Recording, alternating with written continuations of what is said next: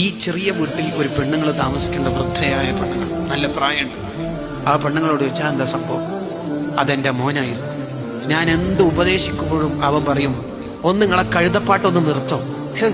വരുമ്പം തന്നെ കോളേജിൽ നിന്ന് വരുമ്പം തന്നെ തുടങ്ങും, നിസ്കരിച്ചാ എവിടുന്നാ നിസ്കരിച്ചത്, നീ ആരെപ്പര പോയത്, നീ ഒന്ന് ഉറന്ന് നിസ്കരിച്ച, ഒന്ന് അനങ്ങാണ്ടിക്കോ, ബാക്കിയുള്ള വീട്ടിലെല്ലാം കുട്ടികൾക്ക് എന്തൊരു സ്വാതന്ത്ര്യം ഉണ്ട്, ഇവിടെ ഫുള്ള് ജയിലാന്നല്ല എന്നതാണല്ലോ പുതിയ കുട്ടികളുടെ ഡയലോഗ്. ഉപദേശിക്കുന്നത് ഇഷ്ടമല്ല ഇപ്പോഴത്തെ new generation. My life is my choice. എനിക്ക് ആരാണ് പെണ്ണ് വേണ്ടതെന്ന് ഞാൻ നോക്കിക്കോളാം. ദയവ് ചെയ്തിട്ട് ഉപ്പൊന്നും മിണ്ടാണ്ടിരുന്നാൽ മതി. നീ കാമുകന്റെ കൂടെ ഒളിച്ചോടി പോവുകയാണ്. അപ്പൊ ഉപ്പയും ഉമ്മയോ my life is my choice, എൻ്റെ ഇണയെ തിരഞ്ഞെടുക്കാൻ എനിക്ക് സ്വാതന്ത്ര്യമില്ല ഉസ്താദേ. അപ്പൊ ഉപ്പയും ഉമ്മയും അവരൊന്നും എനിക്ക് വേണ്ട. എടമോളെ കുറച്ച് നേരത്തെ നീ അത് പറഞ്ഞിരുന്നെങ്കിൽ. എപ്പോ ഉസ്താദേ? കുറച്ച് നേരത്തെ. അതെപ്പോഴാ?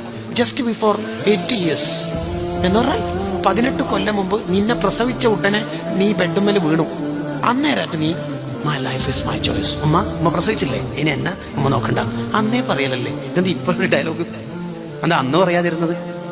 ഇന്ന് നീ അമ്മിനിപ്പാലും കുടിച്ച് പല്ല് വളർന്ന് നാവ് നീണ്ടു, കയ്യും കാലൊക്കെ വലുതായി, ഇൻസ്റ്റയും റീൽസും സ്നാപ്പ് ചാറ്റിങ്ങും ഒറ്റക്ക് പറയാനും ഉപയോഗിക്കാനും പഠിച്ചു കഴിഞ്ഞ് ഇനി ഉപ്പാനും ഉമ്മാനും ആവശ്യമില്ലല്ലേ.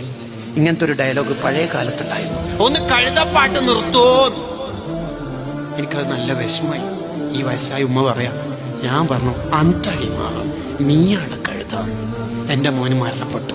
എല്ലാ വൈകുന്നേരവും ഖബറിൻ്റെ ഉള്ളിൽ നിന്ന് കഴുതൻ്റെ മുഖമായിട്ട് കഴുതൻ്റെ സൗണ്ട് പുറപ്പെടുവിച്ചിട്ട് താഴേക്ക് തന്നെ പോക്കാണ് പരിപാടി.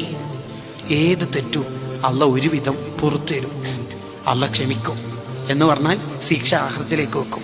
ഉപ്പാനും ഉമ്മാനും തൊട്ട് കളിച്ചാൽ ദുനിയാവ് തന്നെ കിട്ടും. ഹാക്കിം ഇമാമിന്റെ മുസ്തദറക്കിൽ ഉദ്ധരിക്കുന്നതാണ്.